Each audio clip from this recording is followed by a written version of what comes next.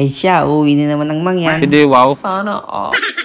Ikaw, ipihong gastos na naman are. Walang magagawa, kailangan eh. Tapos supitsyon na rin tayo kuya. Ay siya, pag ako'y umuuwi, ay siya, lagi akong din sumasakay sa Montenegro. Pwede na. Ikaw, hindi mo ako basta papasakay sa ibang barko. Hindi, wow. Kahit pa ako'y maghintay ng matagal din ay basta ako'y din sasakay. Hindi, wow.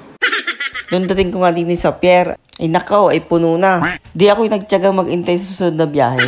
Dahil nga ayaw ko sumakay sa iba't di ako talaga komportable. Hindi, wow. At siya nga pala, kaya nga pala ako'y umuwi. Dahil kailangan na namin magpasulat ni Jerlyn para sa aming kasal.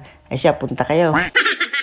Tapos, kailangan na rin namin umatid ng mga seminar. Kailangan daw kasi yun. Tapos, kailangan na rin namin lakarin yung mga papela. Kailangan sa simbahan. Ikaw, pihong busy na naman ang mangyang-are. Ay siya, hanggang din na laang. Punta na lang kayo sa kasal namin. Pa-like and share naman dyan, mga ka-idol.